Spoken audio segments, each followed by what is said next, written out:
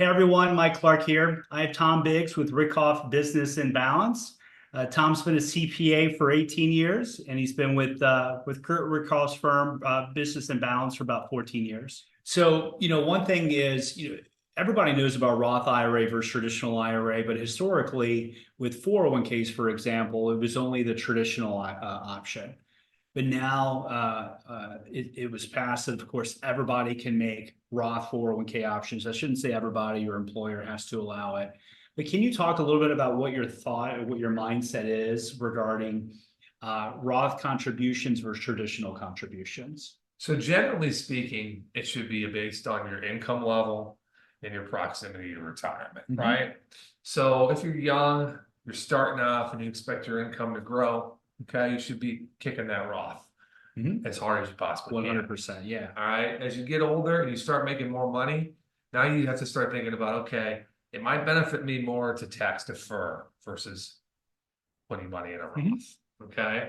So I think it's the basic way to look at it for the most part. What do you think, Mike? No, I agree. I mean, we always tell clients that effectively the younger you are, the lower your tax bracket, the more that a Roth makes sense.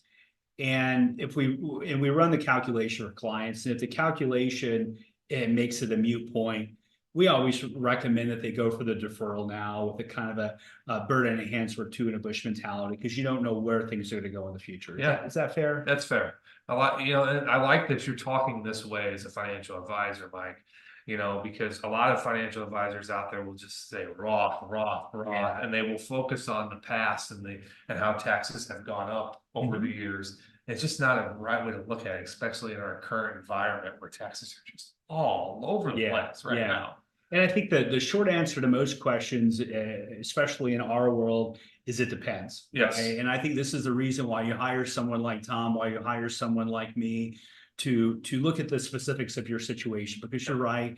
Too many people in my industry in particular love to talk in generalities and paint with such a broad brush. And that's just rarely the answer, right? Yeah. I think another point too is you should be contributing to retirement, whether you own your own business or you work for somebody else. Every time you get to a new year and you make more than you did the previous year, you should always fund retirement. 100%. So, I mean, I've seen so many small business owners, as an example, over the years, come to me as a new customer, and I say, okay, you're not putting anything away from retirement, but you're complaining about paying taxes right now. Right. Yeah. Well, why aren't we tax deferring? Why aren't we? And they say, well, my retirement is my business.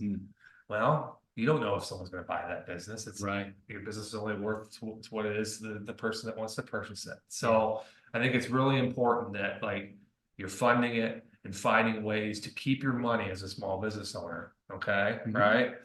And not actually and spend money, but you still keep it. It's just in a different avenue. Yeah, 100%. And I don't know that sometimes business owners appreciate how risky it is to own a business. I think that they know it intrinsically, but I feel like sometimes subconsciously they don't recognize it. So to your point, they only view their business as their retirement. And we all know so many businesses that have failed. And could you imagine, having a business for 20 or 30 years, you fall into tough times like a 2008, like COVID, right? Could you imagine owning a restaurant or a bar and COVID happening, right? And then now what was your dream is wiped out quickly just because you didn't believe in something that we all believe in, and that's diversification. Yeah, 100%. Perfect, fair. Yep. Great. So one quick thing is, as always, nothing that I or Tom has discussed today is either investment advice or tax advice, right? We don't know anything about you and your situation. If you have any questions, concerns, thoughts, reach out to us. My office is, our number here is 618-607-4101. You can reach me at mclark@clarkwellpartners.com. And Tom can be reached at 618-806-6551. And his email is tomb@ritkoff.com. Thanks and have a great day.